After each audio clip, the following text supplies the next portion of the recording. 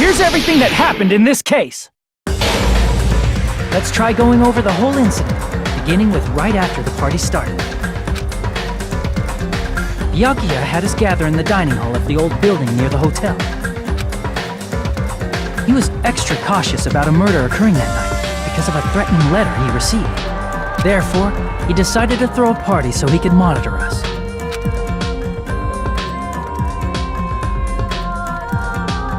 Though one person didn't come, the rest of us assembled at the dining hall, and the party was underway. But at that time, the trap set by a certain someone was already in motion.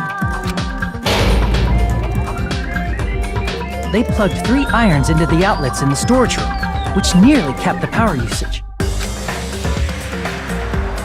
Additionally, they prepared something else that would activate at 11:30 p.m.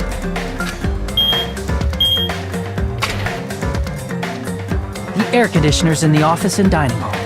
They had already set the timers for these. Thanks to the irons maxing out the power usage, the breaker was tripped when the air conditioners kicked on. Since the windows in the old building were covered, the blackout plunged the dining hall into total darkness. But when that happened, Byakuya took out a specific item that he brought in his case. That item was the night vision goggles. Byakuya was so concerned about a murder occurring that he brought a variety of security equipment with him. When he put on his night vision goggles, Byakuya witnessed a certain someone making a suspicious move.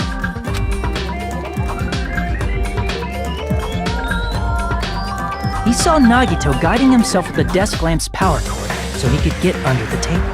That's right, everything up to that point was all part of Nagito's plan. The murder warning to Byakuya, the source of the blackout, it was all Nagito. While the blackout was happening, someone else, the real killer, began making their move in the kitchen. The killer probably already knew about Nagito's plan, so they knew a blackout was coming. That's why the killer prepared all the items they would need to commit their crime in the dark beforehand. They needed a light source, which was provided by the portable stove in the kitchen. They needed a weapon, too.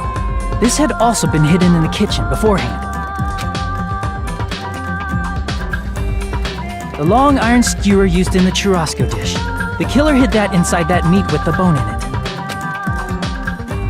With the weapon and portable stove in hand, the killer stepped out into the hallway.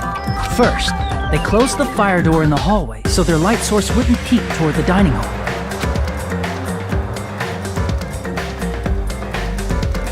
Then, guided by the light, the killer headed toward the storage room and grabbed a specific item. That's right, a tablecloth to block the blood splatter. With this, the killer finished their preparations and snuck under the floorboards through the secret passage. They probably turned off the portable cooking stove at that point, or left it near the entrance of the door. The floor in the dining hall is full of gaps, so there's no way they could have safely held a light source.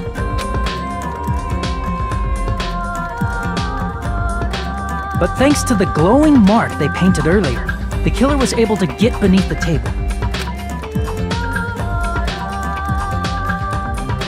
Under the table, Byakuya found the knife that had been hidden there. If only he had retreated, he probably wouldn't have gotten killed. He had to retrieve that knife, and at that moment, the killer lurking beneath the floorboard stabbed straight up with the iron skewer. The killer had been waiting in the dark for the moment when the glowing paint began to move.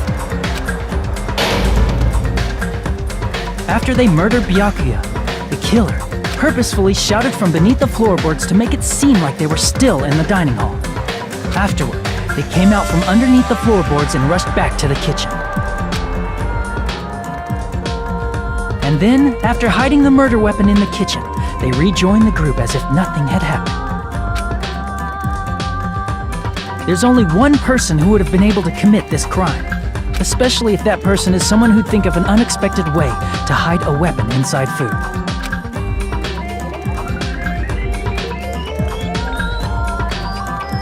Isn't that right, Teru Hanamura?